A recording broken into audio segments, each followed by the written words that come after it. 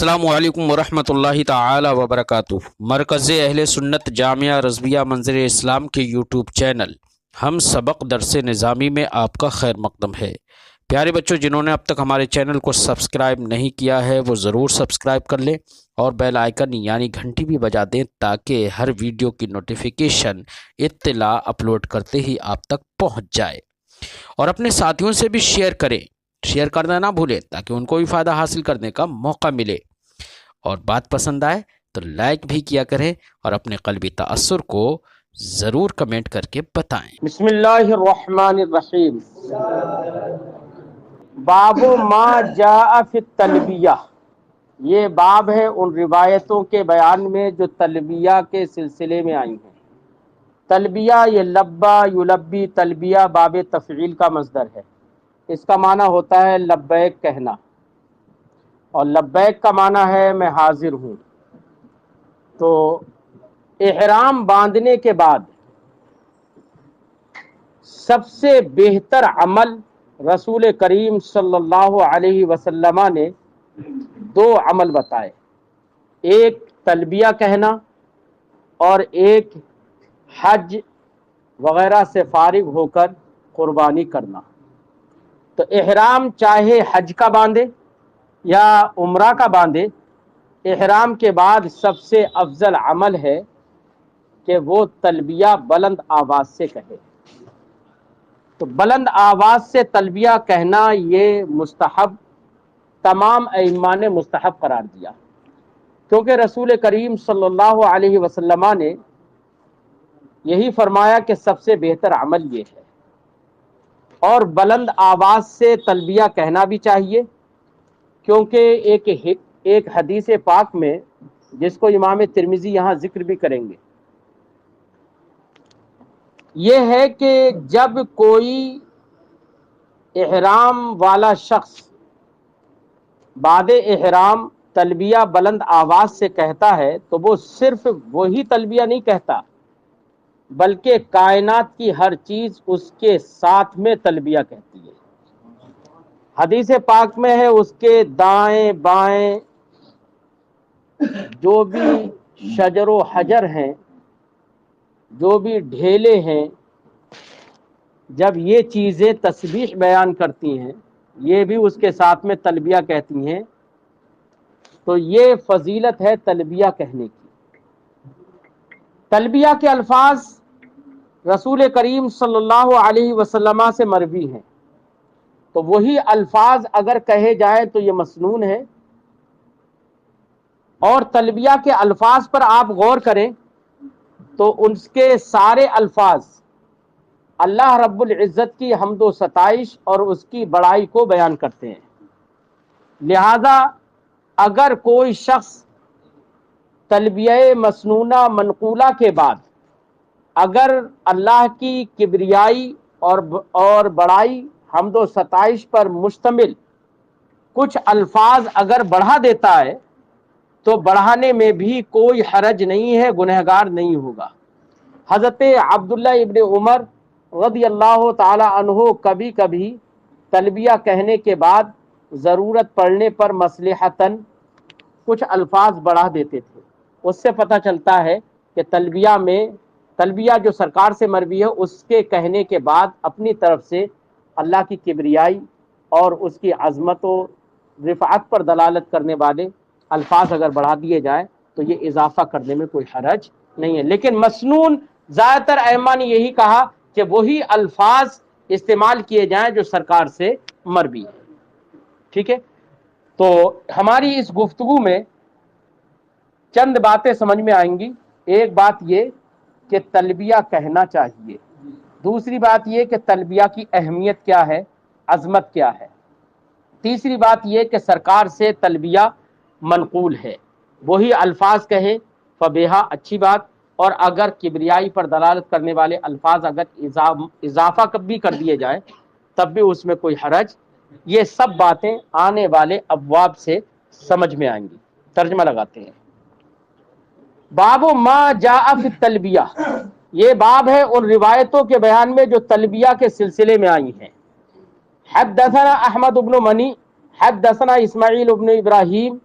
عن ایوبہ، ہم سے حدیث بیان کی احمد ابن منیع نے، وہ کہتے ہیں ہم سے حدیث بیان کی اسماعیل ابن ابراہیم نے، وہ روایت کرتے ہیں ایوب سے، وہ روایت کرتے ہیں نافع سے، وہ روایت کرتے ہیں عبداللہ ابن عمر سے، قال انہوں نے کہا کانا تلبیت النبی صلی اللہ علیہ وسلم، رسول اللہ صلی اللہ علیہ وسلم کا تلبیہ یہ الفاظ تھے، کیا؟ لبیک اللہم لبیک، لبیک لا شریک لک لبیک، ان الحمد والنعمت لک والملک لا شریک لک، یہ سرکار کا تلبیہ تھا۔ معنی ہے اے اللہ میں حاضر ہوں، حاضر ہوں، اے اللہ میں حاضر ہوں، تیرا کوئی شریک نہیں، میں حاضر ہوں، بے شک تمام تعریفیں، تمام نعمتیں تیری ہی ہیں، اور بادشاہت بھی تیرے ہی لیے ہے، جس میں کوئی شریک نہیں۔ حدثنا قتیبۃ حدثنا اللیث عن نافع، ہم سے حدیث بیان کی قتیبہ نے، ہم سے حدیث بیان کی لیث نے، وہ روایت کرتے ہیں نافع سے، وہ روایت کرتے ہیں عبداللہ ابن عمر سے، انہ احل، کہ انہوں نے احرام باندھا، فانطلق یحل، احل یحل، احلال کا معنی تلبیہ کہنا بھی ہوتا ہے، اور چونکہ بعد میں ذکر آ رہا ہے فانطلق یحل، تو وہ تلبیہ کہنے ہی کے معنی میں ہے، اس لیے پہلے لفظ کا معنی ہم نے احرام کا کر دیا کہ احرام باندھا۔ عبداللہ ابن عمر سے مروی ہے انہ احل، کہ انہوں نے احرام باندھا، فانطلق یحل، پھر وہ تلبیہ کہنے لگے، یقول کہہ رہے تھے تلبیہ میں لبیک اللہم لبیک لا شریک لک لبیک ان الحمد والنعمت لک والملک لا شریک لک، وہی ہے، ایک لبیک شاید اس میں کم ہے۔ قال، فرمایا وکان عبداللہ ابن عمر، راوی فرماتے ہیں حضرت عبداللہ ابن عمر کہتے تھے ہذہ تلبیۃ رسول اللہ صلی اللہ علیہ وسلم، یہ رسول اللہ صلی اللہ علیہ وسلم کا تلبیہ ہے، وکان یزید من عندہ، اور اپنی طرف سے وہ اضافہ کرتے تھے، فی اصل تلبیت رسول اللہ، رسول اللہ صلی اللہ علیہ وسلم کے تلبیہ کے بعد، اثر کا معنی نشان، نقش قدم، اور نقش قدم قدم پڑھنے کے بعد ہی تو ہوگا، تو بعدیت کا معنی اس کے لیے لازم ہے۔ رسول اللہ صلی اللہ علیہ وسلم کے تلبیہ کے بعد اپنی طرف سے وہ اضافہ کرتے تھے لبیک لبیک وسعدیک والخیر فی یدیک لبیک والرغبہ الیک والعمل ھذا حدیث حسن صحیح، ھذا حدیث صحیح، وہ اضافہ کرتے تھے لبیک لبیک، دو لفظ آگے بولتے تھے، پھر کہتے تھے وسعدیک، یہ سرکار کے تلبیہ میں سعدیک نہیں ہے، والخیر فی یدیک، یہ بھی کہتے تھے بھلائی تیرے ہی دستے قدرت میں ہے، لبیک اے اللہ میں حاضر ہوں، والرغبہ الیک، اور ساری رغبتیں، سارے شوق تیری ہی طرف ہیں،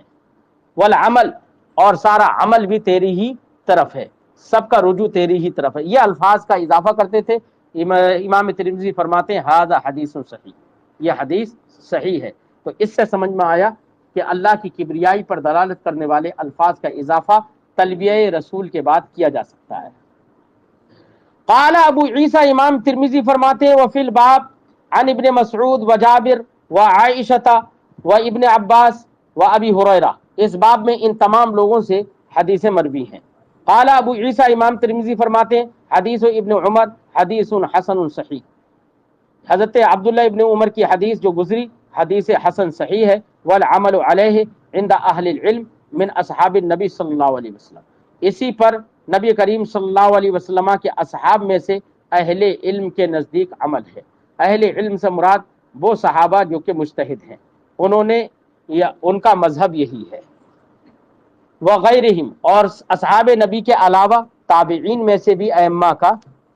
اسی پر عمل ہے۔ وہو قول سفیان الثوری، یہی قول ہے سفیان ثوری کا، امام شافعی کا، امام احمد کا، امام اسحاق کا، وقال الشافعی، اور یہی قول ہے امام اعظم کا بھی۔ امام ترمذی ہوں، یہ تمام لوگ شافعی المسلک ہیں، اس لیے زیادہ تر یہ اقوال جو ذکر کرتے ہیں وہ احناف کے علاوہ کا ذکر کر دیتے ہیں۔ اس سے یہ لازم نہیں آتا ہے کہ ان کو امام اعظم سے کوئی خلش ہے، یہ لازم نہیں آتا ہے، کیونکہ نام ذکر نہ کرنے سے یہ سب باتیں لازم نہیں آتی۔ اور یہ میں پہلے بھی ایک بار بتا چکا ہوں کہ امام بخاری نے امام اعظم سے حدیث روایت نہیں کی، حالانکہ امام بخاری امام اعظم کے شاگردوں کے شاگرد ہیں، اور امام بخاری نے امام اعظم کے شاگردوں جو استاد ہیں ان سے روایت حدیث کی ہے، تو وہ در حقیقت امام اعظم ہی سے روایت حدیث ہے، سمجھے نہیں؟ لہذا کوئی یہ کہے امام بخاری نے حدیث کی روایت امام اعظم سے لکھی ہے، اس کا مطلب یہ کہ امام اعظم محدث نہیں تھے، یہ کہنا اس کا غلط ہے۔ کیوں؟ اس لیے کہ اگر یہی کہا جائے تو امام بخاری بھی محدث نہیں رہیں گے، کیونکہ امام مسلم امام بخاری کے شاگرد ہیں، لیکن امام مسلم نے اپنی صحیح مسلم میں امام بخاری سے حدیث روایت نہیں کی، تو پھر تو اگر یہ دلیل ہو جائے اس بات پر تو پھر امام بخاری بھی ان کے بقول محدث نہیں رہیں گے، ہاں، اس لیے یہ اس کے لیے لازم نہیں ہے۔ فرماتے ہیں وقال الشافعی، اور امام شافعی نے کہا فإن زاد، اگر زائد، اگر کوئی بڑھانے والا بڑھائے، پھر تلبیہ میں شیئا من تعظیم اللہ، ایسے کچھ الفاظ جو اللہ کی تعظیم سے ہوں، فلا بأس، تو کوئی حرج نہیں ہے، انشاءاللہ۔ انشاءاللہ یہ احتیاط کے طور پر کہا ہے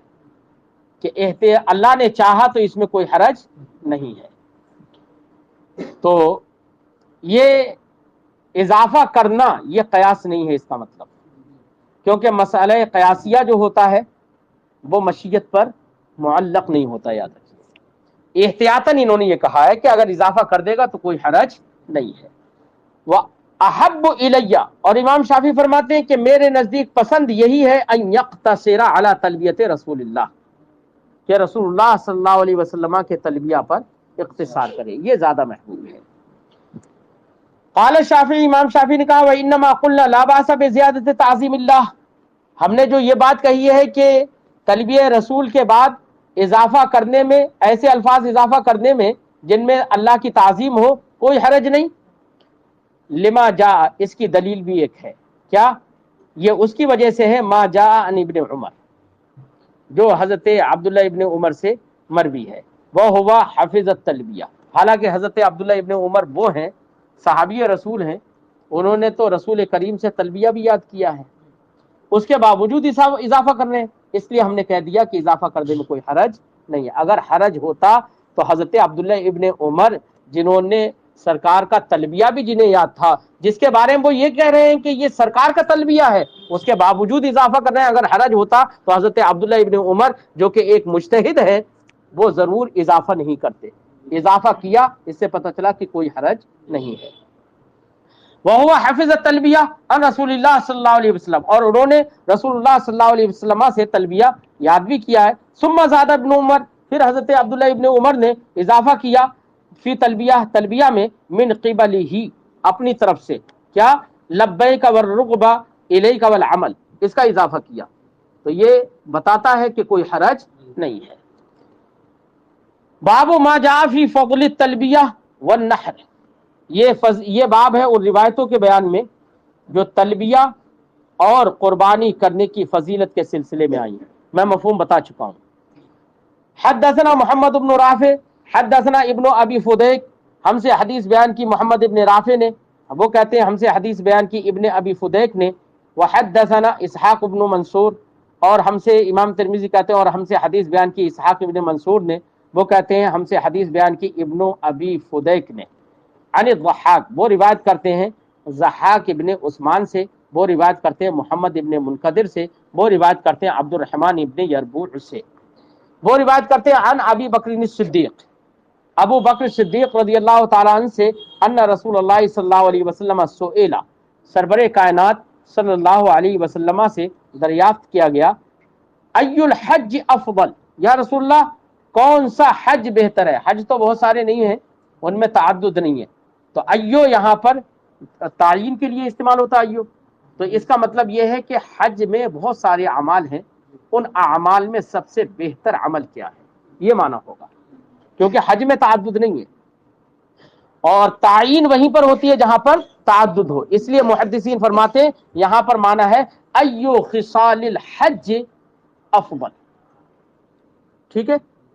فرماتے ہیں سوال کیا گیا ای الحج افضل، کون سا حج افضل ہے، کون سا حج کا کون سا عمل بہتر ہے؟ تو سرکار نے ارشاد فرمایا الحج والسج، الحج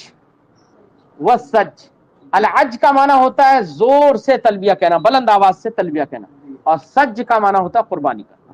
تو سرکار نے فرمایا الحج والسج۔ حدثنا حناد، ہم سے حدیث بیان کی حناد نے، وہ کہتے ہیں ہم سے حدیث بیان کی اسماعیل ابن عیاش نے، وہ روایت کرتے ہیں عمارہ بن غزیہ سے، وہ روایت کرتے ہیں عن ابی حازم، حضرت ابو حازم سے، عن سہل ابن سعد، وہ روایت کرتے ہیں سہل ابن سعد سے، قال انہوں نے کہا قال رسول اللہ صلی اللہ علیہ وسلم، رسول اللہ صلی اللہ علیہ وسلم نے ارشاد فرمایا ما من مسلم یلبی الا لبى من عن یمینہ و شمالہ من حجر او شجر او مدر حتی ینقطع العرض من ہا ہونا و ہا ہونا۔ سرکار فرماتے ہیں کہ کوئی مسلمان تلبیہ نہیں کہتا الا مگر لبى من عن یمینہ و شمالہ، مگر اس کے دائیں بائیں سے تلبیہ کہتے ہیں۔ کیا کہ کون تلبیہ کہتے ہیں؟ من یہ فاعل پر داخل ہے اس لیے زائد ہے۔ کون تلبیہ کہتے ہیں؟ حجر، شجر، مدر، مدر کا معنی ڈھیلا، ساری چیزیں۔ حتی ینقطع الارض من ہا ہونا وا ہونا، یہاں تک کہ مشرق و مغرب سے زمین ختم ہو جاتی ہے۔ کہنے کا مقصد ہے کہ مشرق و مغرب جب بولتے ہیں تو اس سے مراد ہر چہار جانب ہو جاتے ہیں۔ رب المشرقین والمغربین، یہ اس کا مطلب یہ نہیں ہے کہ وہ جنوب و شمال کا رب نہیں ہے۔ تو مشرق و مغرب بول کر ہر چہار جانب مراد ہوتی ہے، یہی مراد ہے یہاں پر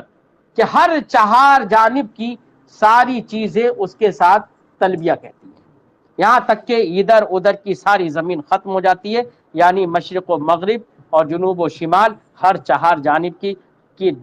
زمین کا ایک ایک ذرہ اس کے ساتھ لبیک کہتا ہے، یہ بتانا مقصد ہے۔ حدثنا الحسن بن محمد الزعفرانی، امام ترمذی کہتے ہیں ہم سے حدیث بیان کی حسن ابن محمد زعفرانی نے اور عبد الرحمن ابن اسود نے، ابن اسود ابو عمرو بصری نے، قالا دونوں حضرات نے کہا ہم سے حدیث بیان کی عبیدہ بن حمید نے، وہ روایت کرتے ہیں عمارہ بن غزیہ سے، وہ روایت کرتے ہیں ابو حازم سے، وہ روایت کرتے ہیں سال ابن سعد سے،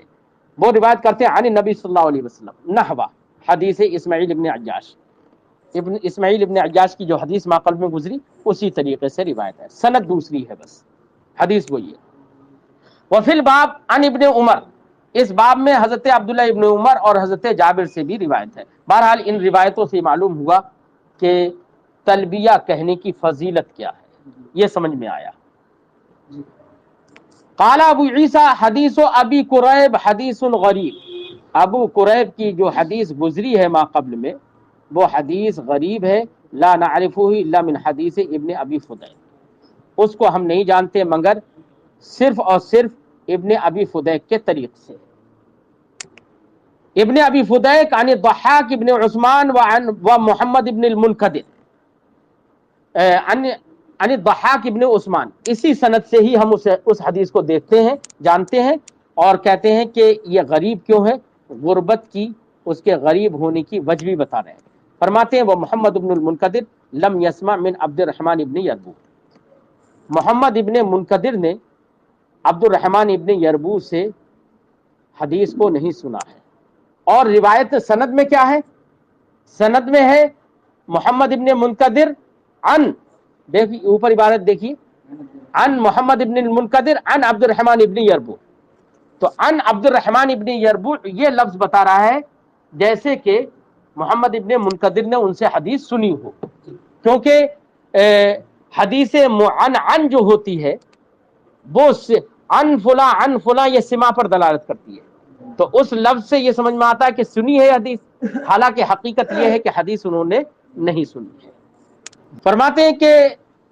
لم یسمع من عبد الرحمن ابن یربوع وقد روا محمد ابن المنکدر عن سعید ابن عبد الرحمن ابن یربوع، حالانکہ محمد ابن منکدر نے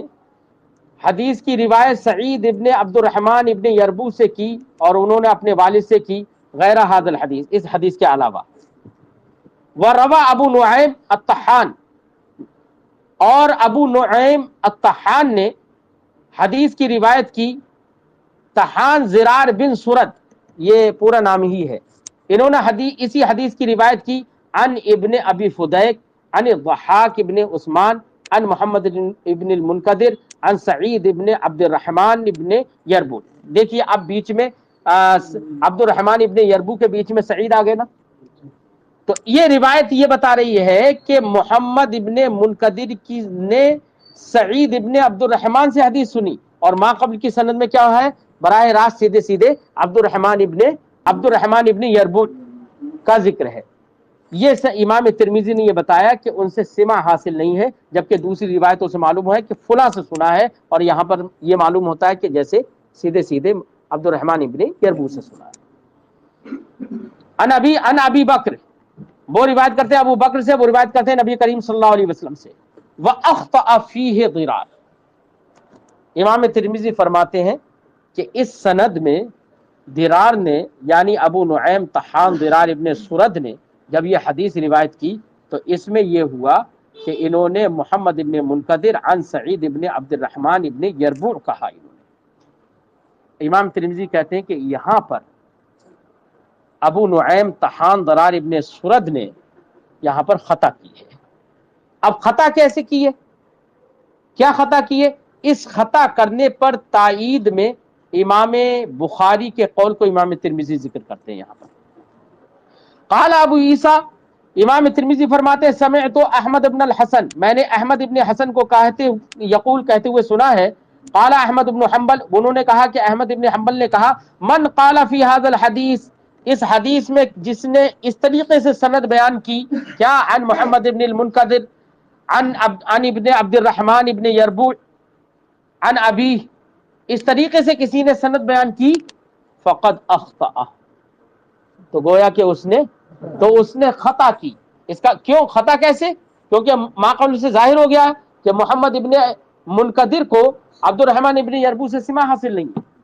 اب اگر ایسے کوئی سند بیان کرتا ہے تو خطا ہی کرے گا۔ قال، امام ترمذی فرماتے ہیں وسمعت محمدا یقول، اور امام بخاری جن کا نام محمد ہے، ابو عبداللہ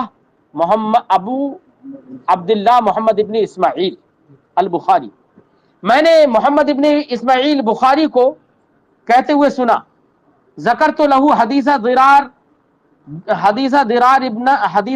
ابن سرد، میں نے ان سے ضرار ابن سرد کی حدیث کو ذکر کیا، کس کو؟ امام بخاری سے ذکر کیا، اور کس طرح سے ذکر کیا؟ وہی سند بیان کر کے، کیا کہ عن ابن ابی فدیک، یہ اس سند کے ساتھ میں نے جب ذکر کیا، فقال، تو امام بخاری نے کہا ہوا خطأ، یہ خطا ہے، یہ غلطی ہے، فقلت، تو پھر امام ترمذی کہتے ہیں پھر میں نے حضرت امام بخاری سے کہا قد روا غیرہ عن ابن ابی فدیک، محمد ابن منقدر کی روایت کے علاوہ جو روایتیں ہیں ان میں بھی ابن ابی فدیک سے روایت ہے، مثل روایت ہی، اسی حدیث کی روایت کی طرح۔ فقال، تو امام بخاری نے کہا لا شیء، اس کا کوئی اعتبار نہیں ہے، انما رواہ عن ابن ابی فدیک ولم یذکر فیہ عن سعید ابن عبد الرحمن، امام بخاری نے کہا کہ لوگوں نے روایت تو کی ہے عن ابن ابی فدیک، روایت کی ہے، لیکن اس روایتوں میں سعید ابن عبد الرحمن کو ذکر نہیں کیا، اور اوپر امام ترمذی نے یہی تو کہا کہ انہوں نے خطا کی ہے، ضرار نے خطا کی ہے، کیوں؟ اس لیے کہ ضرار نے یہاں پر سعید ابن عبد الرحمن کو ذکر کیا ہے۔ تو امام ترمذی کا مقصد یہ ہے کہ ضرار کی روایت میں جو سعید ابن عبد الرحمن بیچ میں آئے ہیں یہ خطا ہے، اور جب یہ خطا ہے